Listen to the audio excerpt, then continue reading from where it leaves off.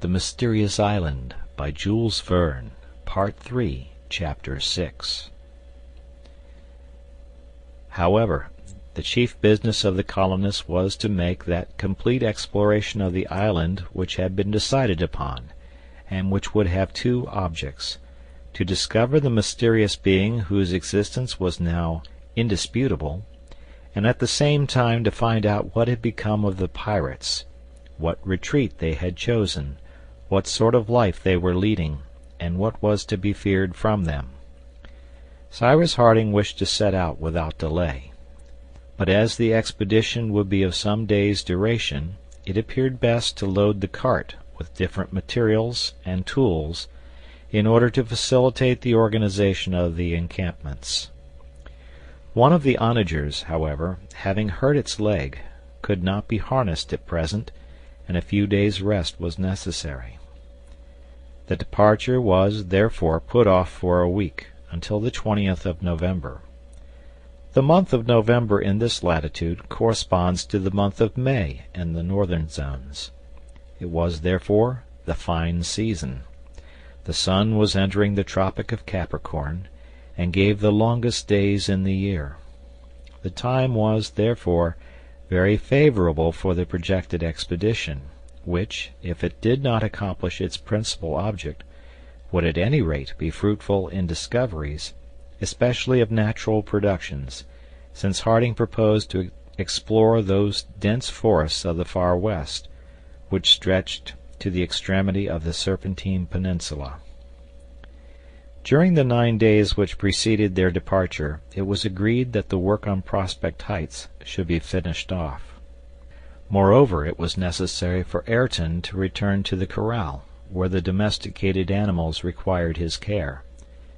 It was decided that he should spend 2 days there, and return to Granite House after having liberally supplied the stables.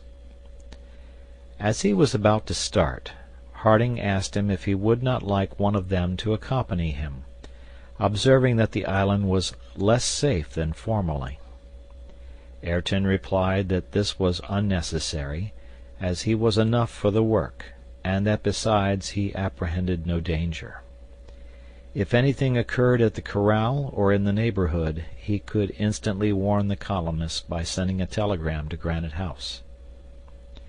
Ayrton departed at dawn on the 9th, taking the cart drawn by one onager, and 2 hours after, the electric wire announced that he had found all in order at the corral. During these 2 days Harding busied himself in executing a project which would completely guard Granite House against any surprise.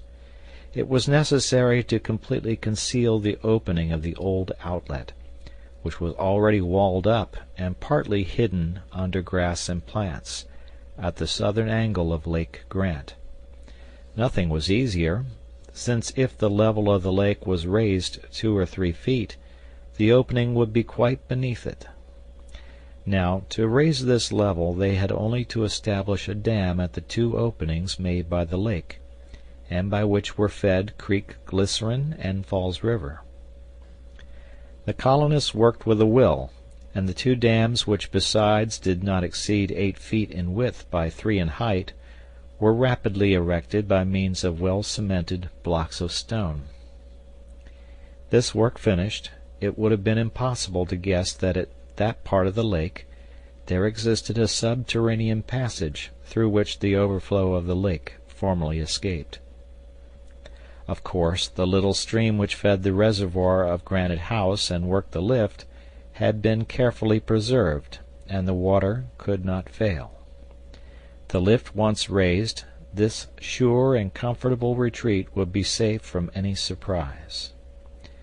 This work had been so quickly done that Pencroft, Gideon Spilett, and Herbert found time to make an expedition to Port Balloon. The sailor was very anxious to know if the little creek in which the Bonadventure was moored had been visited by the convicts.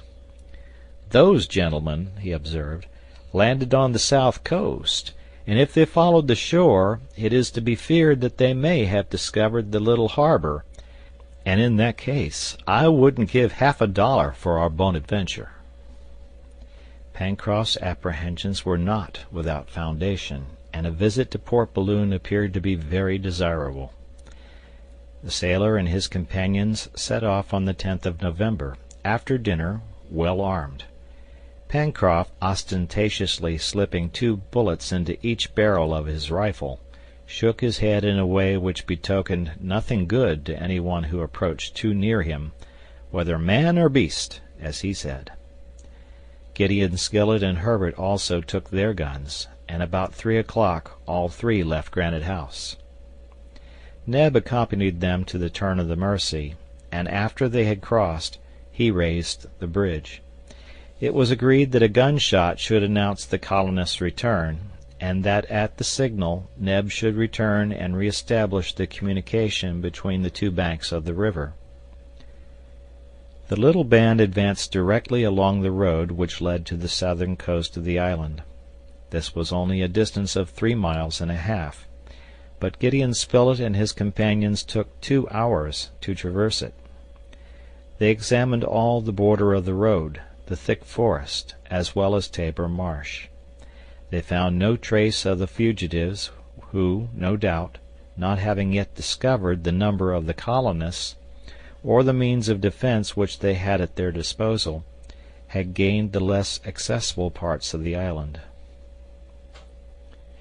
Arrived at Port Balloon, Pencroft saw with extreme satisfaction that the Bonadventure was tranquilly floating in the narrow creek. However, Port Balloon was so well hidden among high rocks that it could scarcely be discovered either from the land or the sea. "Come," said Pencroft, "the blackguards have not been there yet. Long grass suits reptiles best, and evidently we shall find them in the far west." "And it's very lucky, for if they had found the Bonadventure," added Herbert, "they would have gone off in her, and we should have been prevented from returning to Tabor Island." "Indeed," remarked the reporter, "it will be important to take a document there which will make known the situation of Lincoln Island, and Ayrton's new residence, in case the Scotch yacht returns to fetch him."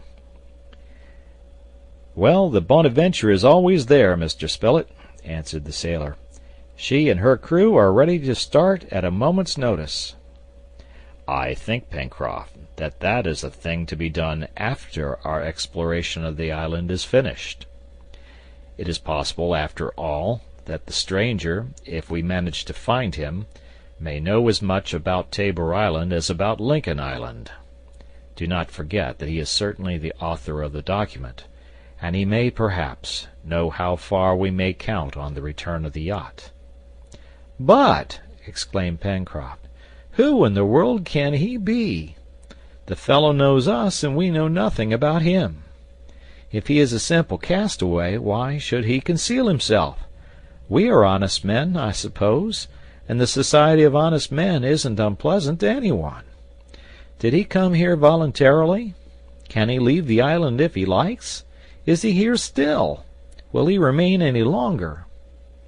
Chatting thus, Pencroft, Gideon Spilett, and Herbert got on board and looked about the deck of the Bonadventure.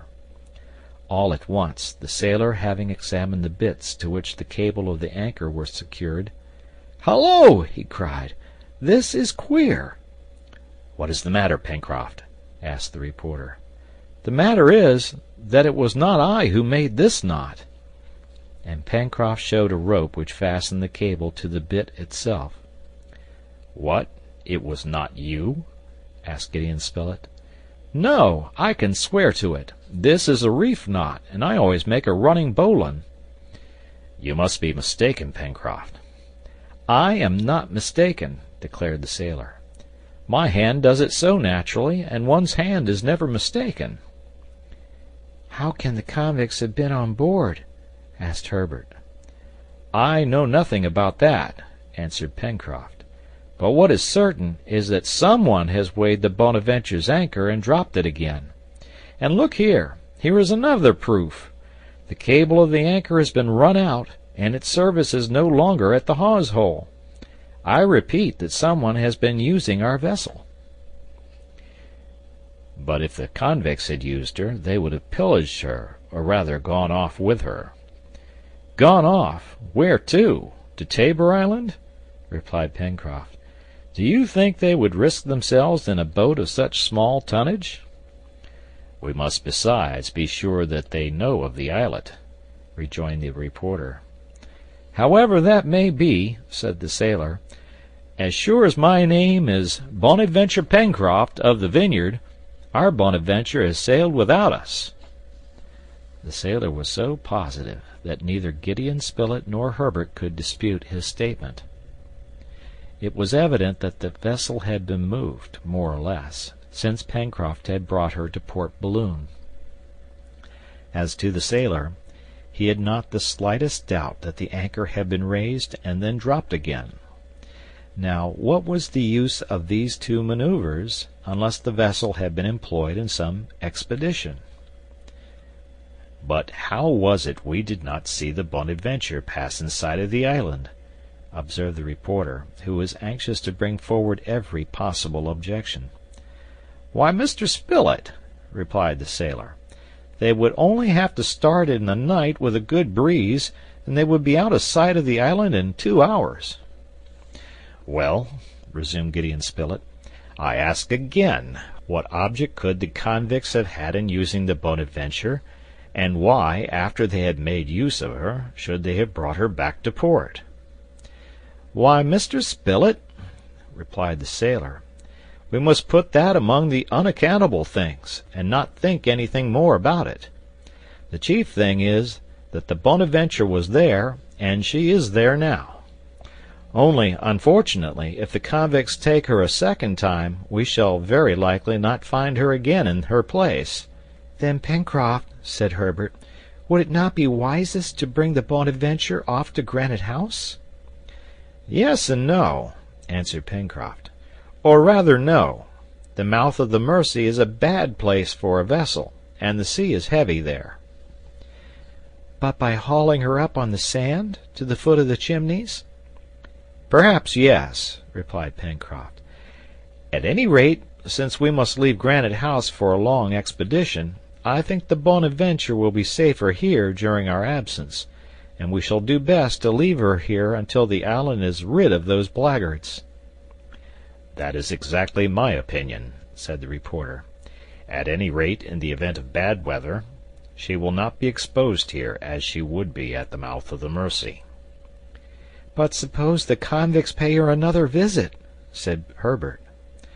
"Well, my boy," replied Pencroft, "not finding her here, they would not be long in finding her on the sands of Granite House, and during our absence nothing could hinder them from seizing her. I agree therefore with Mr. Spilett, that she must be left in Port Balloon. But, if on our return we have not rid the island of those rascals, it will be prudent to bring our boat to Granite House, until the time when we need not fear any unpleasant visits." "That's settled. Let us be off," said the reporter. Pencroft, Herbert, and Gideon Spilett, on their return to Granite House, told the engineer all that had passed, and the latter approved of their arrangements both for the present and the future. He also promised the sailor that he would study that part of the channel situated between the islet and the coast, so as to ascertain if it would not be possible to make an artificial harbor there by means of dams. In this way the Bonaventure would be always within reach, under the eyes of the colonists, and if necessary, under lock and key. That evening a telegram was sent to Ayrton, requesting him to bring from the corral a couple of goats, which Neb wished to acclimatize to the plateau. Singularly enough, Ayrton did not acknowledge the receipt of the dispatch, as he was accustomed to do. That could not but astonish the engineer. But it might be that Ayrton was not at that moment in the corral, or even that he was on his way back to Granite House. In fact, 2 days had already passed since his departure, and it had been decided that on the evening of the 10th, or at the latest the morning of the 11th, he should return. The colonists waited, therefore, for Ayrton to appear on Prospect Heights. Neb and Herbert even watched at the bridge, so as to be ready to lower it the moment their companion presented himself. But up to 10 in the evening there were no signs of Ayrton. It was, therefore, judged best to send a fresh dispatch, requiring an immediate reply. The bell of the telegraph at Granite House remained mute. The colonists' uneasiness was great. What had happened? Was Ayrton no longer at the corral? Or if he was still there, had he no longer control over his movements? Could they go to the corral in this dark night? They consulted. Some wished to go, the others to remain. "But," said Herbert, "perhaps some accident has happened to the telegraphic apparatus, so that it works no longer?" "That may be," said the reporter. "Wait till tomorrow," replied Cyrus Harding. "It is possible, indeed, that Ayrton has not received our dispatch, or even that we have not received his." They waited, of course not without some anxiety. At dawn of day, the 11th of November, Harding again sent the electric current along the wire, and received no reply. He tried again. The same result. "Off to the corral," said he. "And well armed," added Pencroft. It was immediately decided that Granite House should not be left alone, and that Neb should remain there. After having accompanied his friends to Creek Glycerine, he raised the bridge, and, waiting behind a tree, he watched for the return of either his companions or Ayrton. In the event of the pirates presenting themselves and attempting to force the passage, he was to endeavor to stop them by firing on them, and as a last resource he was to take refuge in Granite House, where, the lift once raised, he would be in safety. Cyrus Harding, Gideon Spilett, Herbert, and Pencroft were to repair to the corral, and if they did not find Ayrton, search the neighboring woods. At 6 o'clock in the morning, the engineer and his 3 companions had passed Creek Glycerine, and Neb posted himself behind a small mound crowned by several dragon trees on the left bank of the stream. The colonists, after leaving the plateau of Prospect Heights, immediately took the road to the corral. They shouldered their guns, ready to fire on the slightest hostile demonstration. The 2 rifles and the 2 guns had been loaded with ball. The wood was thick on each side of the road, and might easily have concealed the convicts, who, owing to their weapons, would have been really formidable. The colonists walked rapidly and in silence. Top preceded them, sometimes running on the road, sometimes taking a ramble into the wood, but always quiet and not appearing to fear anything unusual. And they could be sure that the faithful dog would not allow them to be surprised, but would bark at the least appearance of danger.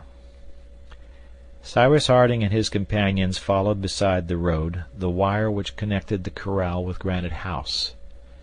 After walking for nearly 2 miles, they had not, as yet, discovered any explanation of the difficulty. The posts were in good order, the wire regularly extended. However, at that moment, the engineer observed that the wire appeared to be slack, and on arriving at post number 74, Herbert, who was in advance, stopped, exclaiming, "The wire is broken!" His companions hurried forward, and arrived at the spot where the lad was standing. The post was rooted up and lying across the path. The unexpected explanation of the difficulty was here, and it was evident that the dispatches from Granite House had not been received at the corral, nor those from the corral at Granite House. "It wasn't the wind that blew down this post," observed Pencroft. "No," replied Gideon Spilett. "The earth has been dug up round its foot, and it has been torn up by the hand of man." "Besides, the wire is broken," added Herbert, showing that the wire had been snapped. "Is the fracture recent?" asked Harding. "Yes," answered Herbert. "It has certainly been done quite lately." "To the corral! To the corral!" exclaimed the sailor. The colonists were now halfway between Granite House and the corral, having still 2 miles and a half to go. They pressed forward with redoubled speed. Indeed, it was to be feared that some serious accident had occurred in the corral. No doubt, Ayrton might have sent a telegram which had not arrived, but this was not the reason why his companions were so uneasy, for, a more unaccountable circumstance, Ayrton, who had promised to return the evening before, had not reappeared. In short, it was not without a motive that all communications had been stopped between the corral and Granite House, and who but the convicts could have any interest in interrupting this communication? The settlers hastened on, their hearts oppressed with anxiety. They were sincerely attached to their new companion. Were they to find him struck down by the hands of those of whom he was formerly the leader? Soon they arrived at the place where the road led along the side of the little stream which flowed from the Red Creek and watered the meadows of the corral. They then moderated their pace so that they should not be out of breath at the moment when a struggle might be necessary. Their guns were in their hands ready cocked. The forest was watched on every side. Top uttered sullen groans which were rather ominous. At last the palisade appeared through the trees. No trace of any damage could be seen. The gate was shut as usual. Deep silence reigned in the corral. Neither the accustomed bleating of the sheep nor Ayrton's voice could be heard. "Let us enter," said Cyrus Harding. And the engineer advanced, while his companions, keeping watch about 20 paces behind him, were ready to fire at a moment's notice. Harding raised the inner latch of the gate, and was about to push it back, when Top barked loudly. A report sounded, and was responded to by a cry of pain. Herbert, struck by a bullet, lay stretched on the ground. End of chapter.